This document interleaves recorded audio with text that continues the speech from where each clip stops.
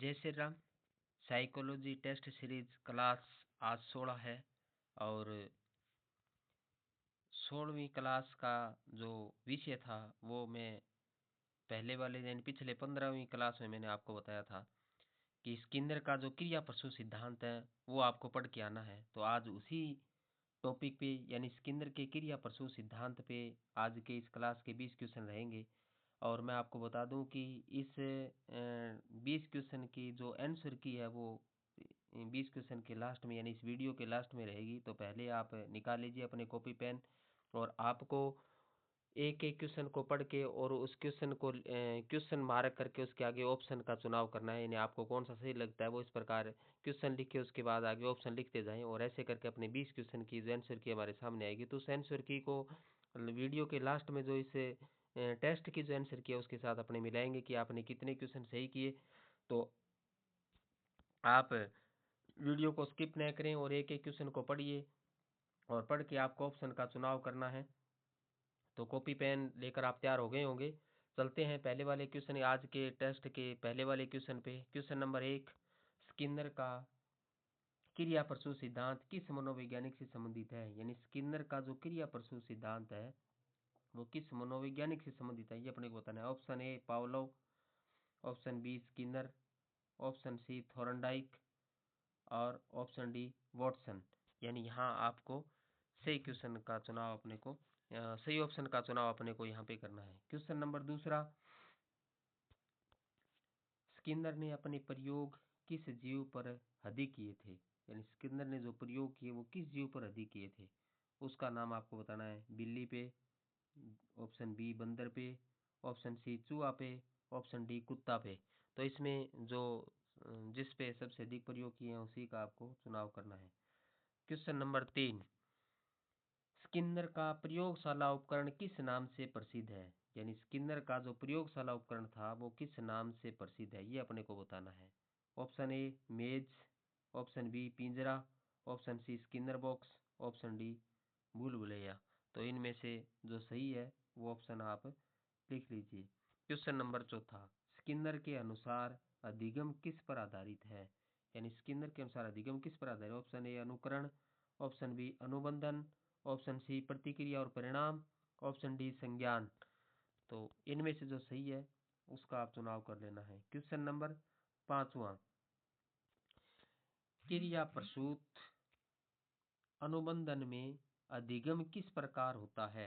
यानी क्रिया प्रसूत अनुबंधन में अधिगम किस प्रकार का होता है ये अपने को बताना है। ऑप्शन ए परीक्षण और त्रुटि, ऑप्शन बी स्वाभाविक, ऑप्शन सी उद्देश्यपूर्ण और परिणाम आधारित, ऑप्शन डी अनुकरण। क्वेश्चन नंबर 6 पे चलिए। 6 क्वेश्चन है, स्किनर के सिद्धांत में प्रबलन यानी रेनफोर्समेंट का मुख्य कार्य है। स्किनर के सिद्धांत में प्रबलन यानी रेनफोर्समेंट का मुख्य कार्य क्या है ये अपने को बताना है। ऑप्शन ए प्रतिक्रिया को कम करना, ऑप्शन बी प्रतिक्रिया को प्रबल करना, ऑप्शन सी प्रतिक्रिया को रोकना, ऑप्शन डी प्रतिक्रिया को नकारना। इनमें से जो सही है उसका चुनाव आपको कर लेना है। क्वेश्चन नंबर 7, सकारात्मक प्रबलन यानी पॉजिटिव जो रेनफोर्समेंट है उसका उदाहरण अपने को बताना है। सकारात्मक प्रबलन पॉजिटिव रेनफोर्समेंट का उदाहरण बताना है। ऑप्शन ए होमवर्क पूरा करने पर बच्चे की प्रशंसा करना, ऑप्शन बी गलती करने पर दंड देना, ऑप्शन सी नकल करने पर परीक्षा से बाहर करना, ऑप्शन डी काम न करने पर मिठाई न देना। क्वेश्चन नंबर 8, नेक्स्ट क्वेश्चन है अपना 8वां, नकारात्मक प्रबलन यानी नेगेटिव जो रेनफोर्समेंट है उसका सही उदाहरण बताना है। यहाँ अब आपको नकारात्मक प्रबलन नेगेटिव रेनफोर्समेंट का सही उदाहरण अपने को बताना है। ऑप्शन ए काम करने पर दंड देना, ऑप्शन बी अच्छा काम करने पर इनाम देना, ऑप्शन सी समय पर काम करने पर दंड से बचना, ऑप्शन डी गलती करने पर पिटाई करना। यहाँ आपको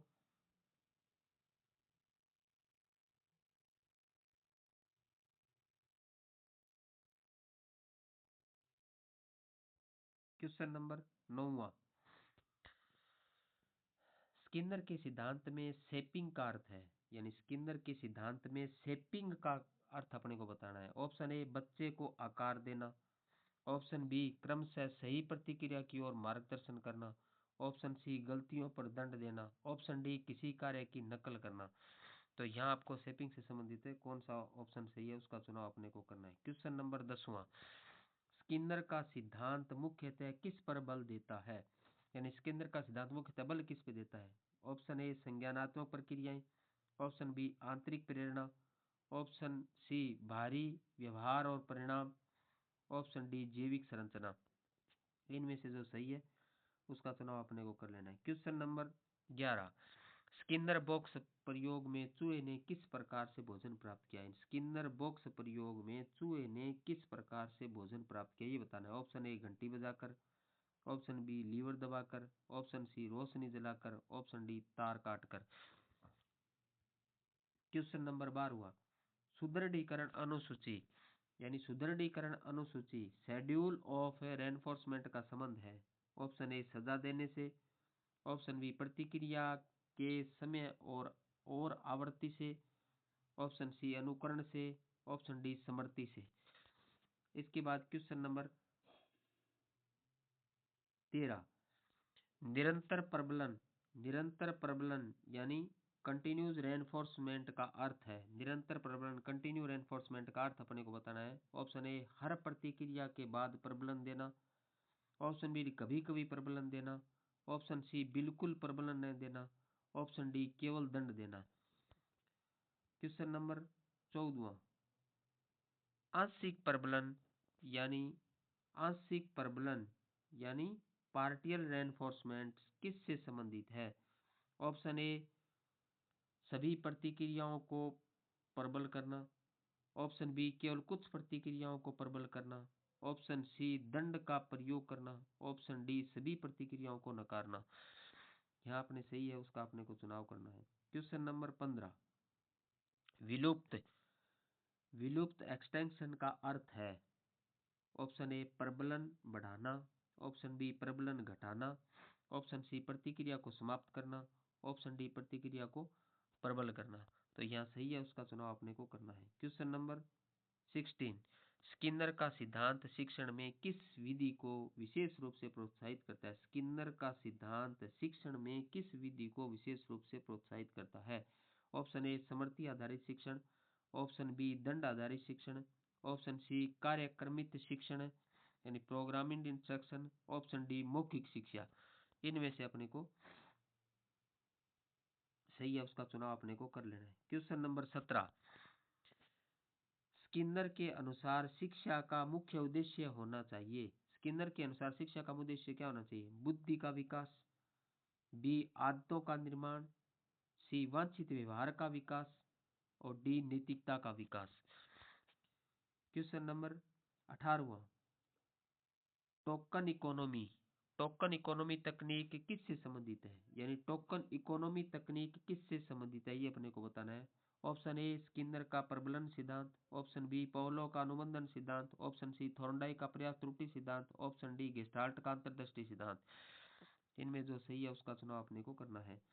क्वेश्चन नंबर 19वां, नकारात्मक प्रबलन और दंड में क्या अंतर है, यानी नकारात्मक प्रबलन और दंड में अंतर अपने को बताना है। ऑप्शन ए दोनों समान है, ऑप्शन बी नकारात्मक प्रबलन से व्यवहार बढ़ता है और दंड से घटता है, सी दोनों से व्यवहार कम होता है, डी दोनों से व्यवहार समाप्त होता है। इनमें से जो सही है उसका चुनाव अपने को कर लेना है। क्वेश्चन नंबर 20वां, स्किनर के सिद्धांत का शिक्षा में मुख्य महत्व है।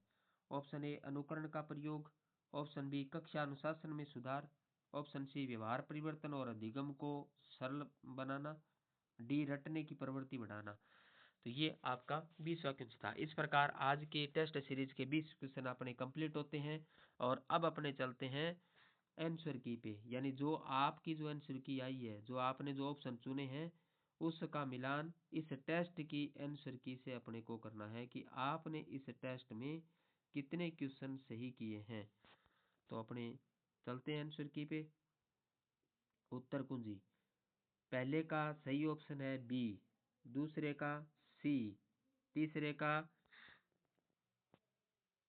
सी, चौथे का भी सी, पांचवें का भी सी, छठे का बी, सातवें का ए, आठवें का सी, नौवें का बी, 10वें का सी। सी, 11वें का बी, 12वें का बी, 13वें का ए, 14वें का बी, और उसके बाद 15वें का सी, 16वें का सी, 17वें का सी, 18वें का ए, 19वें का बी और 20वें का सी। तो इस प्रकार आंसर की भी आपकी मिल चुकी है। अब बताइए आपके इस टेस्ट में 20 में से कितने क्वेश्चन सही किए हैं आपने। तो यहाँ आप बताओगे कि 20 में से आपने 20 किए हैं, या जितने भी किए हैं वो आप बताओ कि आपके क्वेश्चन कितने सही हुए हैं। और लगातार जो आपके ये अपने टेस्ट सीरीज चल रहे हैं उसमें क्या आपकी परफॉर्मेंस अच्छी होती आ रही है, कहीं ये तो नहीं हो कि आप घटते जा रहे हो। और यदि आप बढ़ते आ रहे हो, हर एक टेस्ट में आपके बढ़ते क्रम में आपके क्वेश्चन सही हो रहे हैं, तो आप अपनी तैयारी अच्छी तरह से आप कर रहे हैं, आपको घबराने की जरूरत नहीं है। यदि आप लगातार टेस्ट नहीं दे रहे हो या टेस्ट पे ध्यान नहीं दे रहे हो, इसका मतलब आप अच्छी तैयारी नहीं कर रहे हैं। तो इसलिए कंटिन्यू आप टेस्ट सीरीज का लाभ उठाइए। हर एक टेस्ट को आपको देना है, टेस्ट से ही आउटपुट आता है, मैंने आपको बार बार कहा है। जितने आप टेस्ट दोगे उतने ही आपको आउटपुट, आपका अच्छा आउटपुट मिलेगा। इसलिए आप हर एक टेस्ट को दीजिए। और आप सभी से निवेदन है कि वीडियो को अधिक से अधिक शेयर कीजिए ताकि अन्य विद्यार्थियों को भी इसका लाभ हो सके। एक अच्छी टेस्ट सीरीज अपनी चल रही है, पूरी मनोविज्ञान के सिलेबस की टेस्ट सीरीज में आपको देने वाला हूँ। तो आप लगातार जुड़े रहिए और हर एक टेस्ट को कंटिन्यू आप देते रहिए, और अपने साथियों को भी वीडियो को शेयर करते रहिए ताकि वो भी इस टेस्ट सीरीज के साथ जुड़ सके और अपनी अच्छी तैयारी कर सकें। यदि किसी ने चैनल सब्सक्राइब नहीं किया तो आप चैनल को सब्सक्राइब कर लें, बेल आइकन को दबा लें ताकि नए आने वाली वीडियो के नोटिफिकेशन आपको समय समय पे मिलते रहे और आप अपनी टेस्ट सीरीज को जारी करके रखें। धन्यवाद। जय श्री राम। हाँ, भूल गया, आगे वाले टेस्ट का टॉपिक आपको बताना था। तो आगे वाले टेस्ट का जो टॉपिक रहेगा, यानी अपना जो नेक्स्ट टेस्ट रहेगा 17वां, उसका टॉपिक रहेगा 17वें टेस्ट का, वो है गेने के अधिगम प्रकार। यानी गेगने ने अपने अधिगम प्रकार दिए थे।